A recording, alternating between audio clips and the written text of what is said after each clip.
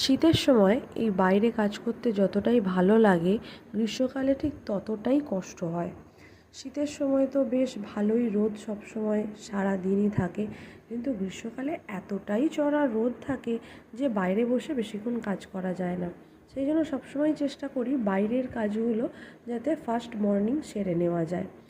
তাই ওকে স্কুলে পাঠাবার আগেই বেশ কিছু জামা কাপড় কয়েকদিন ধরেই জড়ো হয়েছিল, কাচার আর সময় হচ্ছিল না।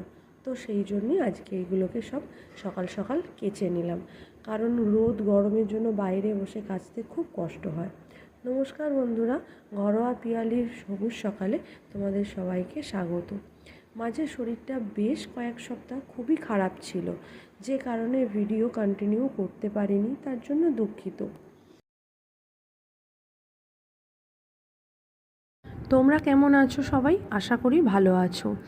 আমার এই চ্যানেলটি যদি তোমাদের ভালো লাগে তাহলে একটা লাইক ও চ্যানেলটিকে সাবস্ক্রাইব করো। একটা সাবস্ক্রাইব ভিডিও বানানোর অনুপ্রেরণাকে অনেকটা বাড়িয়ে দেয়। তো ও এখন ব্রাশ করছে, সেই ফাঁকে আমি বিছানাটা একটু গুছিয়ে নিচ্ছি, কারণ ঘুম থেকে উঠে পড়ার পর এই বিছানা আগোছালো হয়ে পড়ে থাকাটা আমার একদম ভালো লাগে না।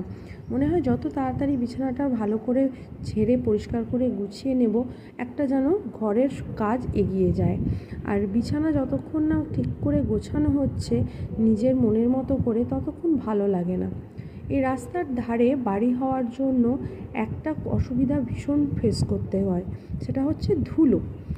রোজই জানলা দরজা পরিষ্কার করতে পারলে হয়তো ভালো হয়, কিন্তু সংসারে নানান কাজের চাপে গ্রামাঞ্চলে যেহেতু আমরা থাকি, নিজে হাতেই সমস্ত কাজকর্ম করতে হয়, সেই জন্য রোজ সম্ভব হয় না। চেষ্টা করি সপ্তাহে 2 দিন জানলা দরজাগুলো মুছে একটু ধুলো পরিষ্কার করে নেওয়ার, কিন্তু তাতেও যেন মনে হয় ধুলোয় ভর্তি হয়ে যাচ্ছে।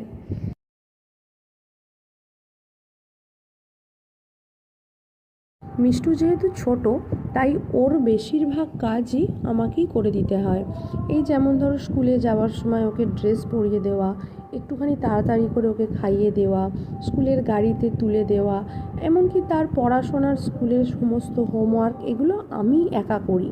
এখনও পর্যন্ত আমি কোনো ওকে হাউস টিচার দিইনি, ওকে আমি বাড়িতে নিজেই নিজের মতন করে পড়াই।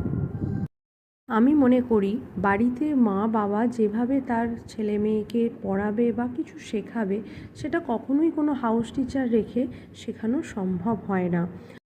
এদিকে দেখো, বিছানা গোছানো আমার কমপ্লিট। আলনায় জামা কাপড়গুলো একটু অগোছালো হয়ে রাখা ছিল, তাই সেগুলোকেও একটুখানি গুছিয়ে নিলাম, এবং সামনে ওপর থেকে যে